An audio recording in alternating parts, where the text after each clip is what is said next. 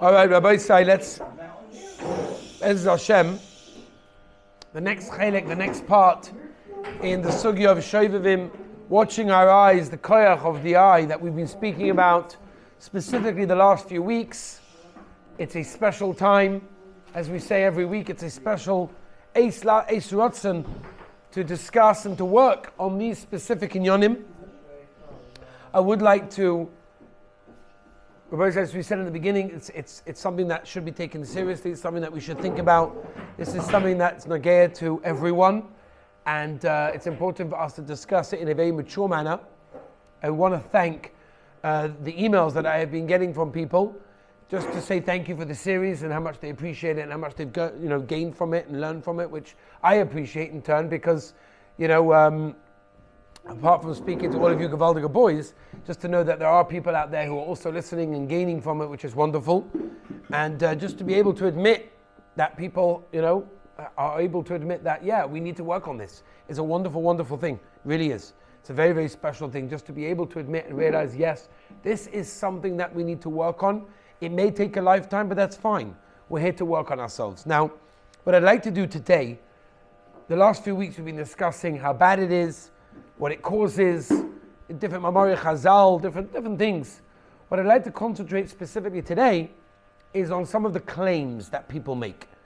And I wrote this after years of giving these classes and shiurim on this topic, receiving many, many emails, discussing this inyan with many people in person, and just hearing so much from so many people can help a person understand where people are coming from, and also to help other people who have the same issue, what they can possibly do, what we can learn from others as well.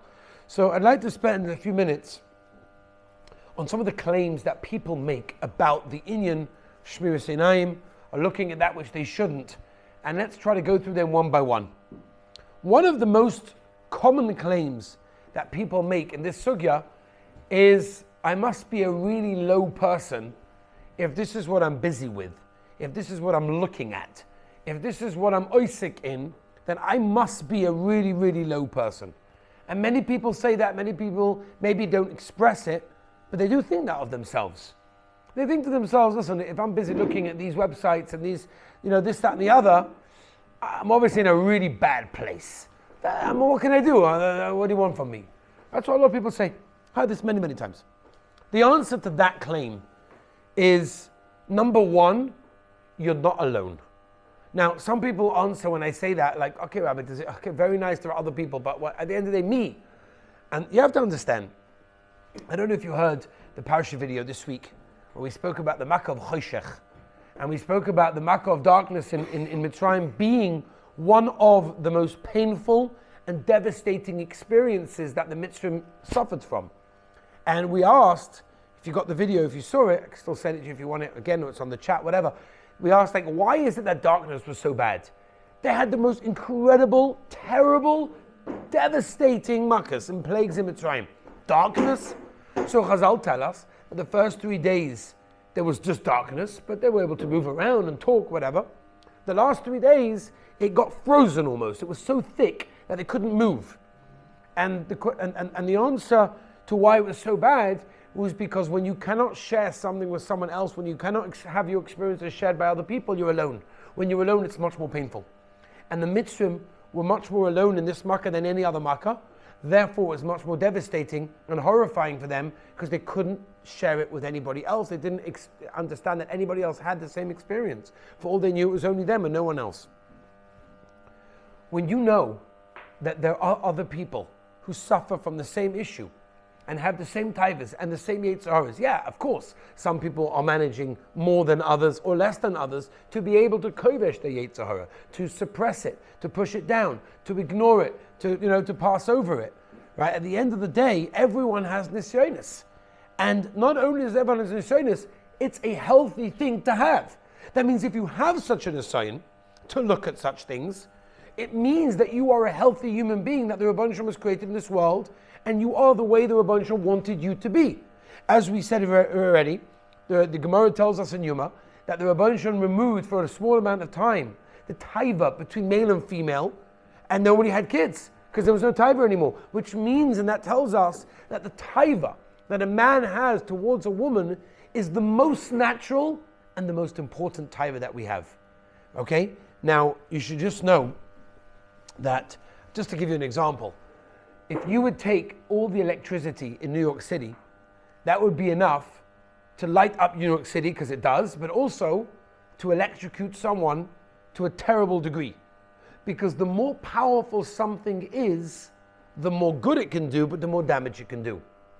The taiva that a human being has, that a man has specifically towards a woman, okay, and of course, woman to man, of course, as well, is so strong, but it's there for a purpose, it's there for a reason. And that is, it can do tremendous good, and that means we can continue the creation and procreate and continue future generations, but it can also do tremendous bad as well. And the general rule is, the greater the koyach of something, the more good it can do, but also the more bad it can do. So yes, it's a terrible and very hard taiva to conquer. And many people suffer from this in a terrible way. But one of the first things that pops into their head when they look, or even if they don't look, but they have such taivas are, I'm such a dirty person if I have such taivas. I'm such a disgusting person if these are the sites that I can't wait to go on when I get an open phone or an open internet and I run to those sites. I must be a disgusting, dirty person. And the answer is absolutely not. We're all familiar with the story of Rebbe Lopian, that a bocher once came to him, and he was the mashgiach in the yeshiva, and they said, Rebbe, I need to go to Tel Aviv, to specifically a very, very bad neighborhood in Tel Aviv, that everyone knew was bad. He has a cousin's, second cousin's wedding, whatever it is. But he says, Rabbi, don't worry, I'm not going to look. I'm good. I'm good. It's okay. I'm not going to look. I'm going to be gewaldig. So the Rebbe Lopian says to him, okay, you can go to the chasna, that's fine. But could you do me a favor? Could you call my friend before you go? Okay. So he writes down the number, gives it to the bacher. The bacher takes the number, and he says, listen, the Rebbe says I can go, but I have to call his friend first. Maybe he'll give me a ride there, maybe he'll meet me there, maybe he's a taxi driver, I don't know. Calls up the number, and he says, doctor's office, can we help you? He says, no, sorry, wrong number. Puts it down. I must have dialed the wrong number. So he dials again. Hello, doctor's office, can we help you? No, sorry, wrong number. He puts it down. He goes back to the mashgiach, Rebbe Lopian, and he says, Rebbe, I think you just gave me the wrong number. That's a doctor's office you gave me. The Rebbe said, that's right, I gave you a doctor's office. Because if you're going to tell me that you're going to go to Tel Aviv, and you're going to go to a place that we know is full of women that are wearing who knows what, and you're going to say, I'm good, you need a doctor. Because every healthy human being has taivas.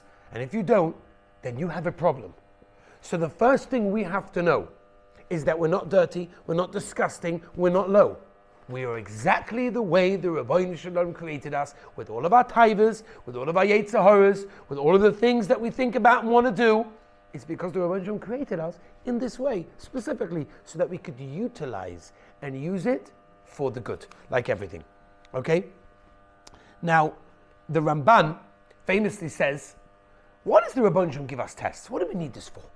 What is this? You have an open smartphone, you have open internet, you go on the street, you go in the summer, you see. Why? Why does Rabbeinu Shalom give me such a test? And we have every guy who says the same thing. Maybe my tests? You don't want to know. I got the worst ones. Mine are way stronger than anybody else you ever met before. Right? Till I hear that from every single other person, right? The Ramban says, what is the purpose of a test? Says the Ramban, the purpose of a test is to grow from it. And therefore, says the Ramban, every test that we get, and specifically in these inyonim, is to be able to grow from that opportunity. So we have a choice. We have a test in front of us. There's a woman in the street that we can look at. There's a woman on the bus. There's a site that we can press. There's many, many opportunities that we have. These are all nisyonis. These are all tests. Why do we have them? To grow from them. So we have a choice. Are we going to grow from the opportunity? Or are we going to not grow from the opportunity? That, says the Ramban, is what it's all about. Faket. If the Rabbeinu Shalom is giving you a big test, it means he's investing a lot in you. For those of you that know how to play sports, if the coach comes in and says, you, press ups, you, run around the court 25 times. Nobody else does he do that to, only you. Why? Because he sees much more in you that he can bring out than anybody else.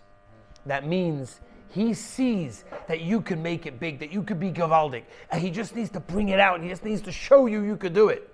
The Rebbeinu Shalom says it's the same thing. When you have a great taiva, when you have a great Yetzirah that comes your way, think for a moment.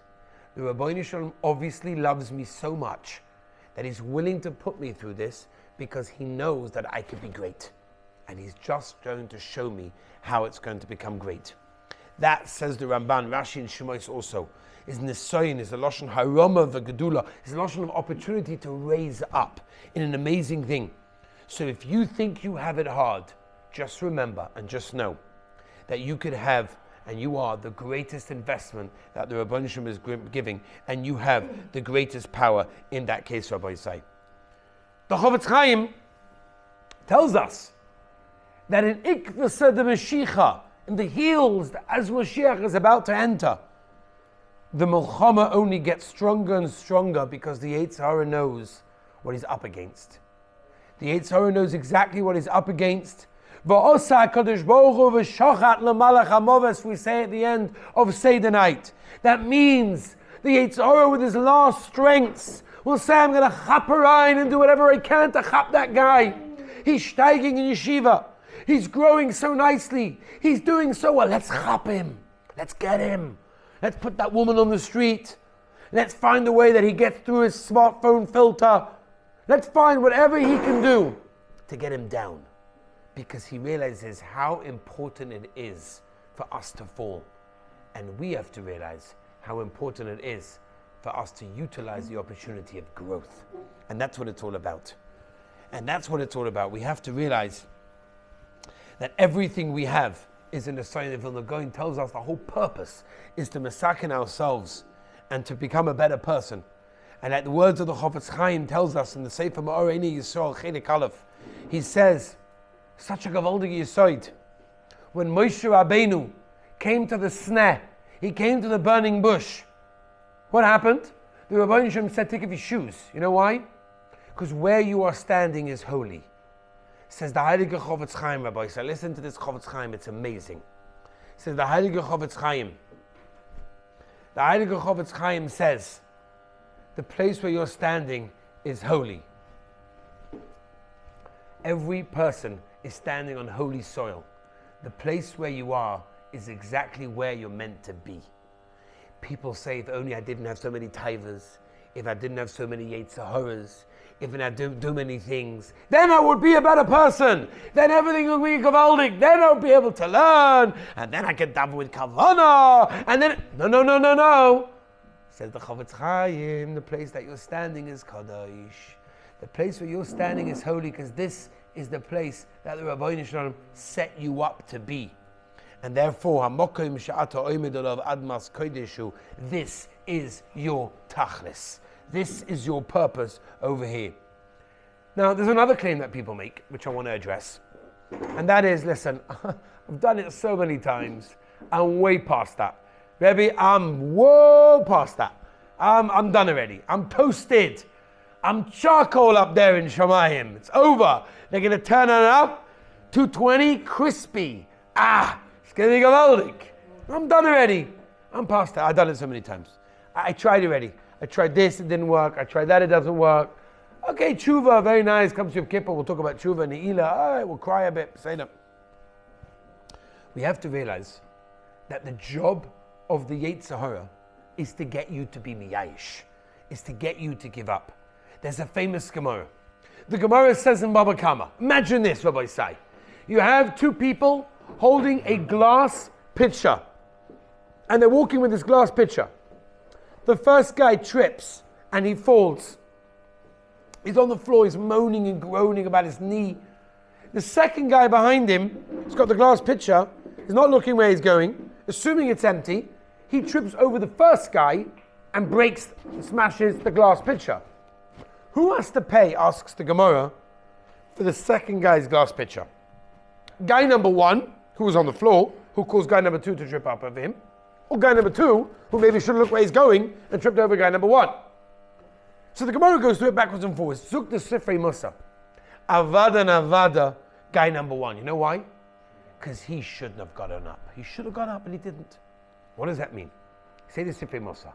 The Yetzer Hara can get a person to fall.